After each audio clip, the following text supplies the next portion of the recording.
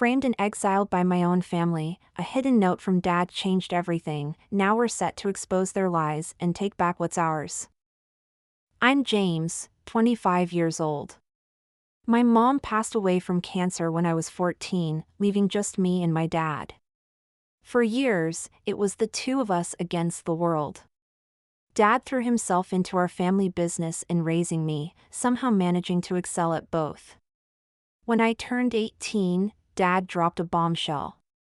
He wanted to start dating again. Enter Karen, a widow with a 21-year-old daughter named Brittany. They seemed nice enough at first, but looking back, I should have seen the red flags. After they moved in, things changed. Karen was all smiles when Dad was around, but when he wasn't, her true colors showed. Brittany seemed to resent my very existence, but I kept my mouth shut, not wanting to cause problems for Dad. Despite the tension at home, I threw myself into the family business. By 25, I was working as Dad's assistant, learning every aspect of the company. Brittany, on the other hand, treated her job as Dad's secretary like a joke. Then came the day that changed everything. Dad called a family meeting and announced he was thinking about retirement. He said he'd be naming his successor as CEO in 6 months at the company's anniversary celebration. The atmosphere at home and work changed dramatically after that. Most employees assumed I'd be the natural choice for CEO, given my years of education. But there were whispers about Brittany too, mainly due to Karen's increasing influence over company matters. Then, about a month after the initial announcement, everything exploded. It was a Friday afternoon. I was in a meeting with some of our top clients when my phone started buzzing incessantly. I ignored it at first, but when it wouldn't stop, I excused myself to check it. There were dozens of missed calls and messages, all from Dad. My heart dropped as I listened to the first voicemail. "James, you need to come home right now. There's been an accusation. It's serious, come home immediately." I apologized to the clients and rushed out, my mind racing. What kind of accusation? From whom? When I got home, the scene that greeted me was like something out of a nightmare. Dad was pacing in the living room, his face ashen. Karen was sitting in the center of the coffee table, was a pregnancy test.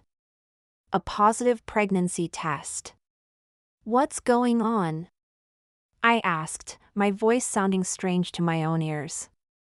Dad turned to me, his eyes full of pain and confusion. "James, Brittany says, she says you've been forcing yourself on her.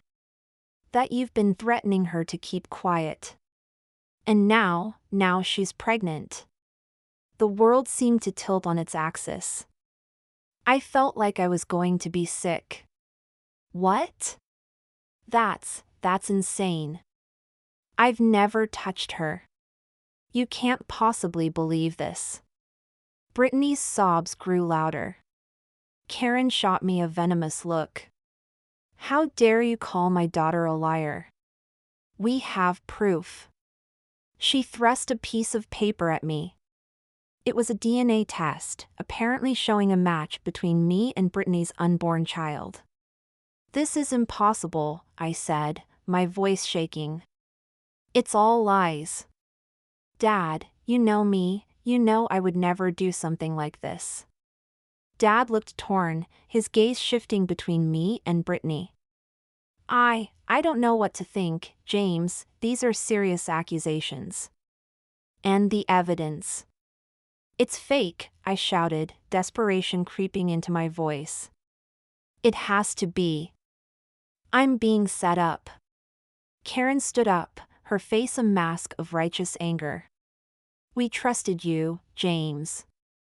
You were family, and this is how you repay us? By abusing my daughter? I didn't do anything, I protested, looking wildly around the room. This couldn't be happening. It had to be a nightmare. We're prepared to go to the police, Karen continued, her voice cold. Unless? Unless what? Dad asked, speaking for the first time in several minutes. Karen's eyes glittered with triumph. Unless you agree to remove James from the company and the house. Immediately. We'll keep this quiet, avoid a scandal, but he has to go. Tonight. No, I yelled, turning to Dad. You can't believe this. Please, Dad, you know me. You know I would never. But I could see the conflict in his eyes. The evidence looked damning, and the thought of a public scandal could destroy everything he'd worked for. I'm sorry, James, he said quietly, not meeting my eyes. I think it's best if you leave, for now, until we can sort this out. I felt like I'd been punched in the gut. My own father, the man who had raised me, who I thought knew me better than anyone, was choosing to believe this outrageous lie. Fine, I spat, anger and hurt warring inside me. I'll go. But this isn't over. The truth will come out. I stormed upstairs to pack a bag, my mind reeling. As I was shoving clothes into a duffel, there was a soft knock at my door. It was Dad. James, he said, his voice low. I need you to listen to me very carefully. I'm going to say this loud enough for anyone listening to hear. I'm disappointed in you, and I think it's best if we don't have any contact for a while. I opened my mouth to argue, but he held up a hand, then reached into his pocket and pulled out a folded piece of paper. He pressed it into my hand, giving me a significant look. Is that clear? He said loudly. Confused, I nodded. Crystal clear, I replied, matching his volume. Dad left, and I unfolded the note. In his familiar handwriting were the words that would change everything. I believe you. Stay at Mark's hotel. I'll be in touch. Trust no one else. A spark of hope ignited in my chest. Dad believed me. We had a chance to fight this. As I left the house, Karen and Brittany watched from the living room, poorly concealed smirks on their faces. They thought they'd won.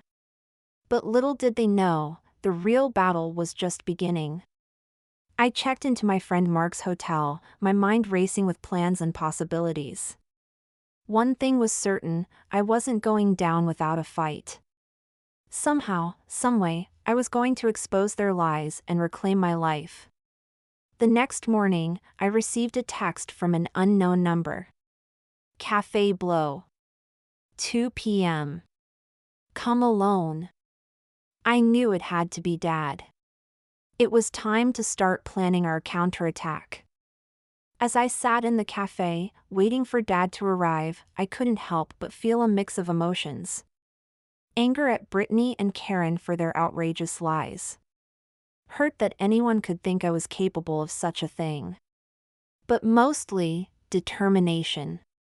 Determination to clear my name and bring the truth to light.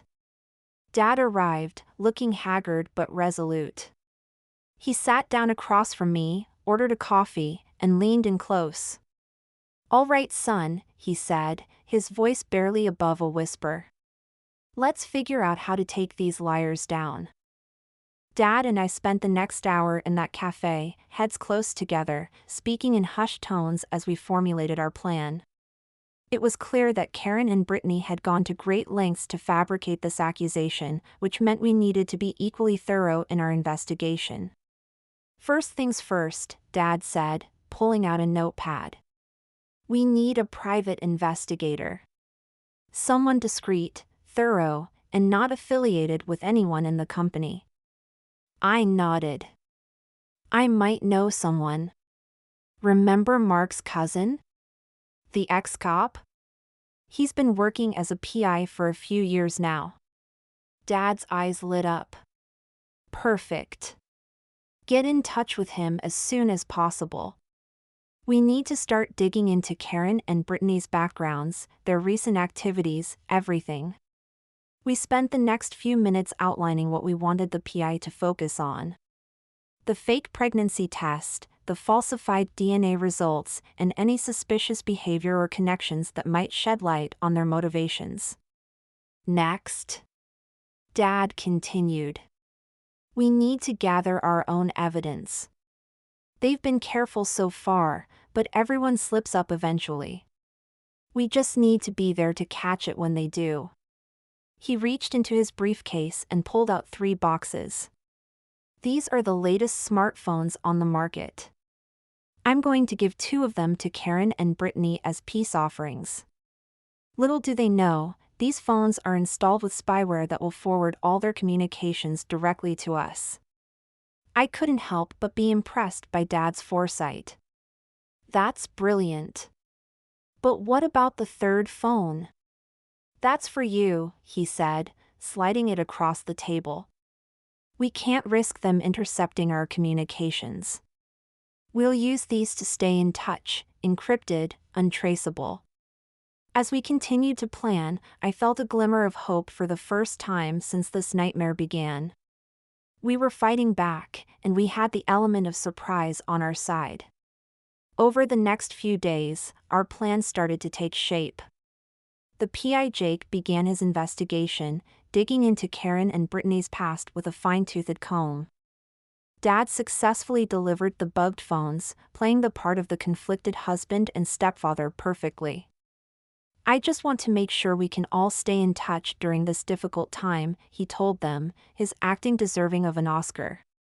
Karen and Brittany accepted the gifts eagerly, completely unaware of the trap they were walking into. Meanwhile, I was holed up in Mark's hotel, monitoring the incoming data from the phones. It was mind-numbing work, sifting through countless texts and emails, most of which were mundane. But I knew that somewhere in this digital haystack was the needle that would unravel their whole scheme. About a week into our covert operation, Dad called me on our secure line. "James, I think it's time for phase 2, he said without preamble.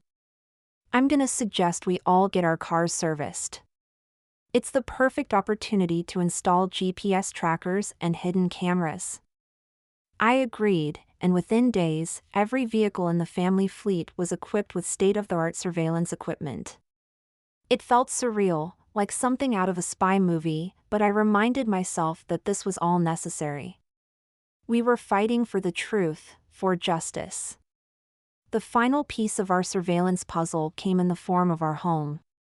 Dad proposed a weekend getaway for himself, Karen and Brittany, citing a need to process recent events and come together as a family. It made me sick to hear him say those words, knowing the kind of people Karen and Brittany really were. But I understood the necessity. As soon as they left for their trip, I sprang into action. With the help of a security expert Dad had quietly hired, we turned our family home into a veritable surveillance hub. Hidden cameras and microphones were installed in every room, each feeding back to a secure server that only Dad and I could access. By the time they returned from their weekend away, we had eyes and ears everywhere. Now all we had to do was wait. The waiting, as it turned out, was the hardest part. Days turned into weeks, and while we were gathering mountains of data, nothing concrete had emerged. Karen and Brittany were careful, almost frustratingly so. They rarely discussed their plan openly, and when they did, it was in vague terms that could be interpreted innocently if needed. I was starting to feel discouraged, wondering if we'd ever find the smoking gun we needed. That's when Jake, our PI, came through with his first major breakthrough. We met in a nondescript diner on the outskirts of town, away from prying eyes. Jake slid a thick folder across the table to us. "You're not going to believe what I found," he said, his voice low but excited. "First off, the pregnancy test and DNA results? Definitely fake. I managed to track down a nurse at Oakwood Clinic who admitted to falsifying the documents. She's willing to testify for a price. Dad and I exchanged glances. This was huge, but we both knew it wasn't enough on its own. Karen and Brittany could claim the nurse was lying, that we had bribed her to say this. There's more, Jake continued, sensing our hesitation. I did some digging into Karen's past.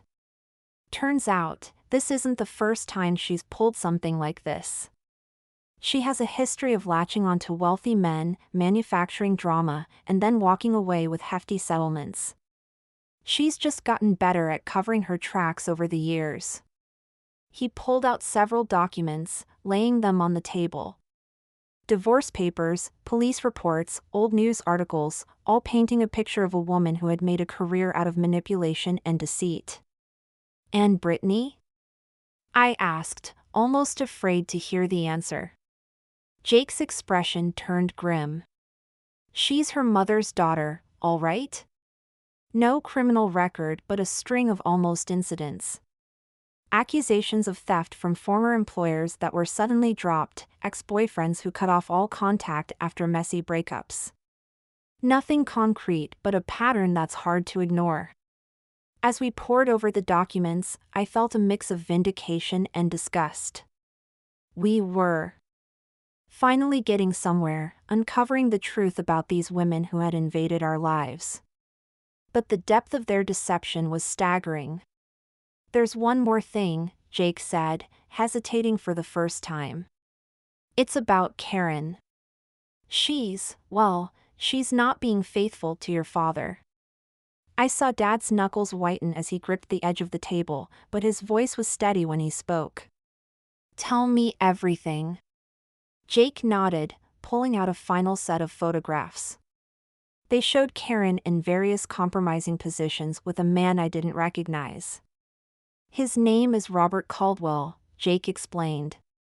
He's a small-time con man with big ambitions. From what I've gathered, he and Karen have been planning this for months. The ultimate con, marry into wealth. Get rid of the competition, i.e., James, and then divorce your father, taking him for everything he's worth. The pieces were finally falling into place. This wasn't just about the CEO position or family drama. This was a calculated, long-term scheme to rob us of everything we had worked for. Dad was quiet for a long moment, staring at the photos of his wife in another man's arms. When he finally looked up, his eyes were hard with determination.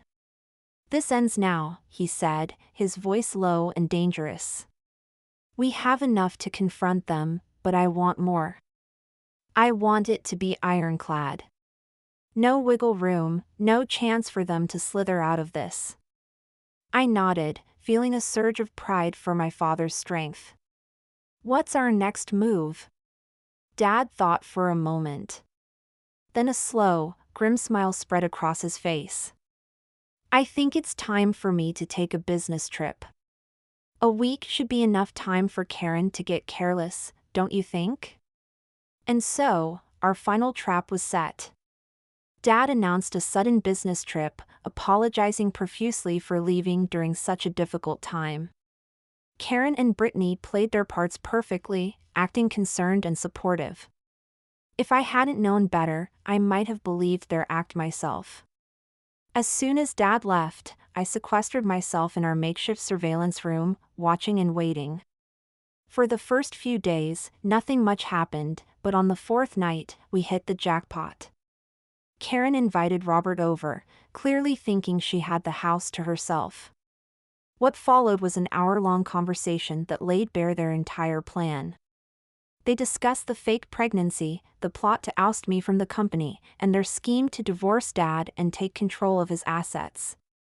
They even laughed about how easy it had been to manipulate everyone. I felt a mixture of disgust and triumph as I listened. This was it, the smoking gun we had been waiting for. With this recording, there would be no doubt about their guilt. I immediately called Dad on our secure line. We got them, I said, my voice shaking with emotion. We got everything. Dad's voice was tight with controlled anger when he replied. Good, I'm coming home tomorrow. It's time to end this charade. As I hung up the phone, I felt a weight lift off my shoulders. The nightmare was almost over.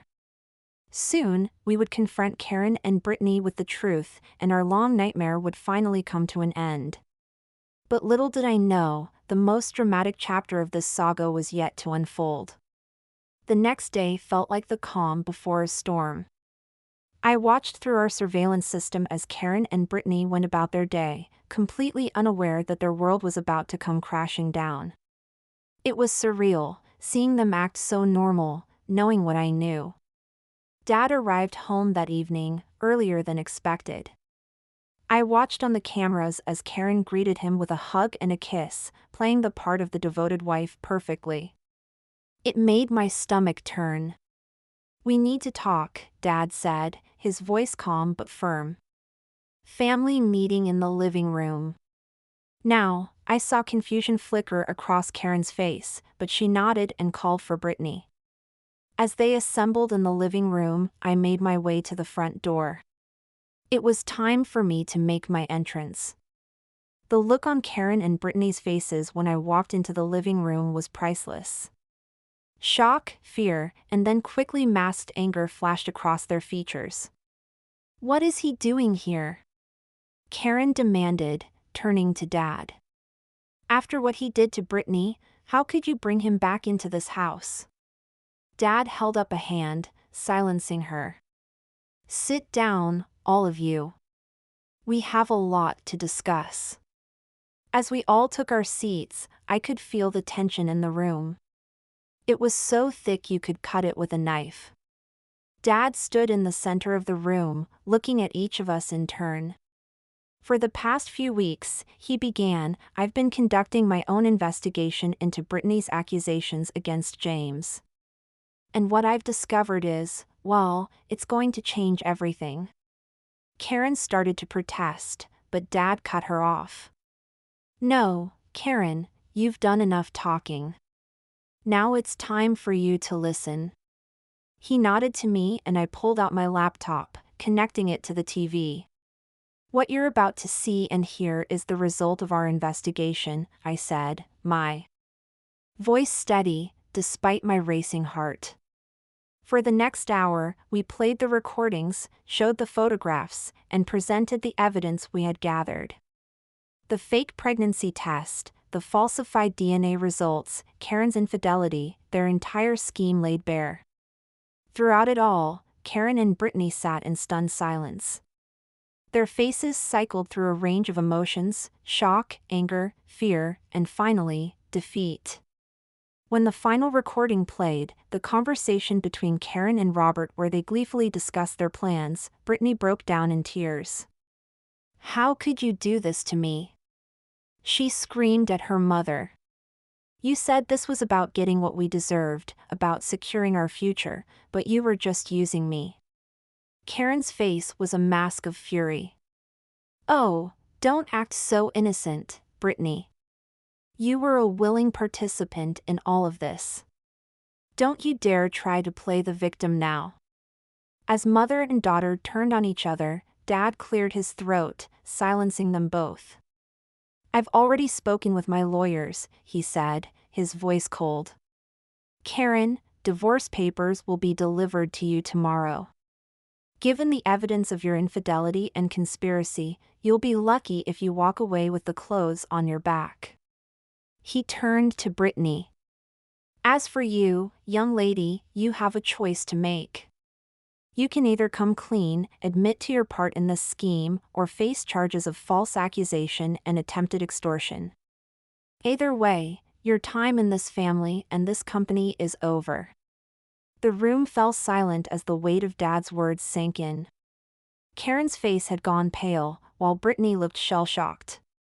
"You can't do this," Karen whispered, but there was no fight left in her voice. She knew it was over. "I can, and I will," Dad replied. "You have until tomorrow morning to pack your things and leave. If you're not gone by then, I'll have you removed." With that, he stood up and walked out of the room. I followed, leaving Karen and Brittany to face the ruins of their failed scheme. The next few weeks were a whirlwind of legal proceedings and damage control. True to his word, Dad filed for divorce, and with our mountain of evidence, it was quickly granted. Karen left with nothing but her personal belongings, her dreams of wealth and power turned to dust. Brittany, faced with the reality of her situation, chose to come clean.